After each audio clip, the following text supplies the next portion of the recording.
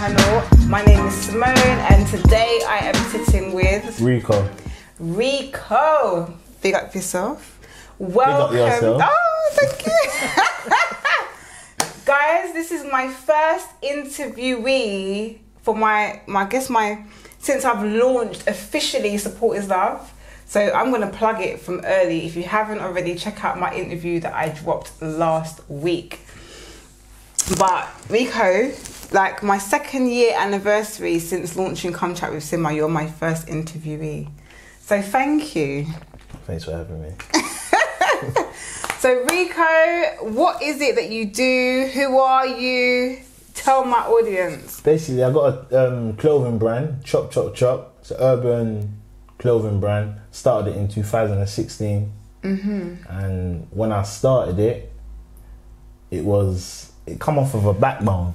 I used to do music, and it was like an ad-lib what stood out to the people. And at the time, they wanted more, but I didn't know what to do. But I just kept on making music and saying the ad-lib, and they was alright with it. And then, cut a long story short, I went prison, and whilst I was there, I thought of how I could embrace the ad-lib into something positive. And I kind of came up with a logo and sent it out. The designer made it, got the approval. So by the time I came out in 2017, everything was above board, and it just got registered, and I got the first 10 hats. Big up Snappy, he made my first production of hats. And it went good, where the demand was more than what I had, so I had to just keep on giving to where I am now, sitting down with you, speaking on the growth and where it's come from and what I'm doing and all that, innit? Yeah, that's dope. That's dope. So, I didn't really know about Chop Chop, until I interviewed Asha. So if you guys remember, Vegan Treats, I interviewed last year, June, I think it was. June, yeah. And he was wearing a Chop Chop hat, and he was like, family support. I was thinking Chop Chop. And then I think not so long after that, you did a pop-up. Yeah. In Lucian Crepe Select. And I was like, oh, okay. And then obviously another one in the Red Bus in Deptford. Oh yeah. So you did 2 pop-ups straight after kind of the interview with Asha. And I started seeing more of Chop Chop. Yeah. Still didn't really know, but I was feeling the trackies and all of these things and the caps. You get me? I still ain't got mine. I need to actually come. When you're ready. Yeah, and purchase. And then what I noticed more is so Expressions is an event run by a family member of yours. Yeah. And I came to Expressions and I was like, yo, because you did a pop-up there as well. And I was like, actually, this is dope, because now you've expanded where you've not only got tracksuits and hats, but you've got rucksacks. I've got a load. Yeah, you just got so much across the board of different items. But I really, really like them. And to know that it's from someone from the ends that went through a rocky patch, and then you came out of that with something positive. I was like, we need to actually link. I think that's when I said it to you. 100%. That's when I was like, I need to get you on Come Chat with Sima. Even though it's been a few months, COVID came and it's been a lot. It's been a lot. And then we're here now. So that's the main thing. We're here now. Right, that's it. So what other than I said I saw the rucksacks. What other things do you have? What other products, items? Children's t-shirts, children's tracksuits, children's body warmers, females body warmers, men's body warmers, females leggings, caps, woolly hats. Yes. Masks. So tell me a bit about, because you've got a range of different things. Tell me a bit about how it really sort of took off for you. So obviously, for me now, and for the audience, I'm someone that is going to go into merchandising 2021. Yeah? Got you. I haven't got a clue where to start. I got an idea, I've done my research, but for someone that is not in that field already, what would you recommend? How did you get started? Obviously you was in gel, so you did a design, and then how did that expand? Well, I draw, innit? So obviously I just drew a few types of logos surrounded the ad-lib chop chop chop, and I came up with about 3-4 designs, and I sent them over, and the designer said, yeah, you can do something with them. But this is someone that you knew, the designer? Yeah, I knew the designer from previous. Right. And he said by the time I come home, and he will have some PDF files for me. So fast forward, that happened, I liked it.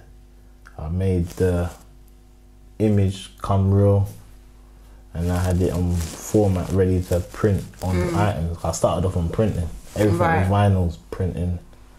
So that happened, and it just went off. Like, I can't really say it was slow or it just shooted off. I don't know. It just started shooting off left, right and centre where the sales was successful. Yeah, and it was just hats at this time. It was just hats. Yeah. It wasn't even it wasn't even like the baseball caps. It was like old snapbacks that were peak, and they were just flying. I'd never thought of doing anything else. It was just hats at the moment, at the time, just to see how it was gonna go on, if there was like a footpath or something to do with it. And before I knew it, people kept on saying, ain't I gonna do tracksuits or t-shirts or this, that. And before I knew it, I was just sourcing what the people wanted. Yeah. And just making sure I had it. So how did you find, so you had a designer and you also draw, so it was easier, I guess, in terms of communicating what your vision was. But then how did you source I was networking. Big up Simon again, because I was networking down Staples Market, and then he put me into the right places at the right time for what I wanted to do, and it was working. So I didn't have to go far to source what I was getting. But I would say the only difficult bit was when I was starting to get problems, when people say wash the item and it would shrink or bubbles or whatever it would do in the washing machine, what it shouldn't do if it was good quality. So that's when I jumped in the gun and just got clothes just for people saying it, not knowing the background check of these clothes, of what they're made with or how it affects when it's washing. I just jumped in, but knowing that mistake, I sourced, I looked, I worked, networking, just reaching out, and before I knew it, someone reached out in Turkey and they said their family's in the East. If I got contact to go and meet them, I made them meet, showed me all the clothes, and it was good quality. And doing business off the internet, I weren't too sure about it, but I done it and it was good. I didn't have no more problems when people washed their stuff or took it dry cleaners, it didn't shrink. So it was alright. Okay, so now the quality of your clothing that the people, what can they expect? It's just what they want. It's like, if you want fitted, you get fitted. If you want oversized, you get oversized. But if I thing it in the washing machine, you got nothing to worry about. Yeah, no bubbles. No bubbles. No bubbles. No bubbles. No Take shrinkage. It dry cleaners, no shrinkage. Alright. No losing colour. Everything's there. Everything iron. Everything's there. Cool. So Rico, tell us how your journey has been so far since launching Chop Chop Chop. Well, since actually, when I launched it in 2016, my first sponsor was John Harding, the boxer from New Cross. Pesta. He was my first sponsor in 2016 when I launched my clothing brand.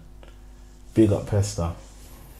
And it was just a thing of, things can happen when you least expect it. And when I say that, I come from something I didn't think nothing was gonna happen. And then within, I think 3 months of launching the clothes, I get a message saying, yeah, sponsor, clothes, more exploitation, people will see the brand more. I took the opportunity. The opportunity went well, where so many people saw it and they was inquiring about it, and that just generated more awareness for the brand, where by 2017 it was getting around. 2018 I'm still building, still putting new aspects to the clothing range, adding like jumpers, adding woolly hats, adding expanding. So as I'm expanding, people are talking, but I'm not noticing it as much as what people are saying and what they're expecting. So fast forward, I get an opportunity to go and crepe select in Lucian. Big up Crepe Select for giving me that opportunity, and still up to this day. So it's a thing of, the opportunity came, I took it. It was a success. I kept on going. Yeah. You can go in Crepe Select, you can get allocated to the shelf where you can get your clothes. Yeah, chop line. Yeah. Yeah. And that's dope. Like, it's just building where I was getting noticed, not in just the area as in London or Leicester. I was getting noticed from like America, Sweden. People are messaging for the stuff, and I'm shipping it, sending them their stuff, but I'm sending them extra stuff just to say thanks for supporting. Yeah. But just to say thanks, here, take an extra hat or that's dope. Whatever. How is that? How has it been for you on a personal level? Like your mindset, has it shifted you? How's your growth been? It's definitely shifted my whole mind frame into a different scale of business and eye openings and reasoning and listening to somebody and hearing what they got to say and what their ambitions is and what they want to do. Because but you on a personal level, like have you, because you know sometimes we get on with what we think's the norm. So you're getting on with creating more designs, you're getting on with maybe, okay, you've got a rucksack, you've got hats, you've got, have you got trainers yet? Do you know what I'm saying? So like you're just thinking, okay, what's next? Okay, this isn't the norm for you. But have you stopped to look at yourself like, yo, I have grown, like I am elevating? Have you stopped to ever? I haven't stopped to say where I've come from. You've not patted yourself on the back. Not patted to where I needed. On the back, guys. Because I'm just keep on going on. So it's just a thing of, I think I got a little passion for it. I just making sure that I'm reaching the customers' requirements, as in they're happy with what they've got, and as long as they're happy, that's all I care about. They're cool, I'm cool. But well, I'm going to give you a bit of recognition, okay? Yeah. So you are a young guy from the ends, from Ghetto, New Cross, yeah? Deptford, apologies. Deptford and New Cross, to me, same thing, yeah? And you have your own clothing line. Yeah. You are doing something positive. We all have paths. You could have chosen the path of, being on the streets, being a criminal, but you said, you know what, I've been there, done that, worn the badge, and it wasn't nothing positive. Yeah. I've paid for my consequences. Do you get what I mean?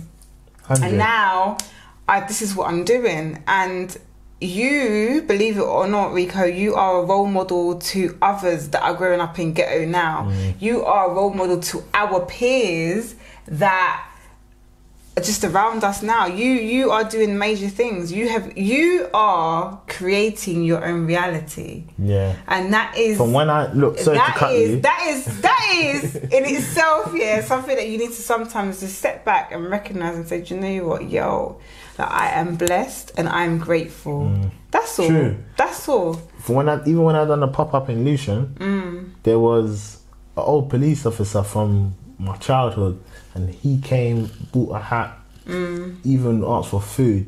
How much is it? I said, because you bought something, you got free food. So for even him to see what's going on and support it, knowing that he was a rebel back in the days, it's mad. He's doing his thing, and I'm like, yeah, that's mad. That's dope.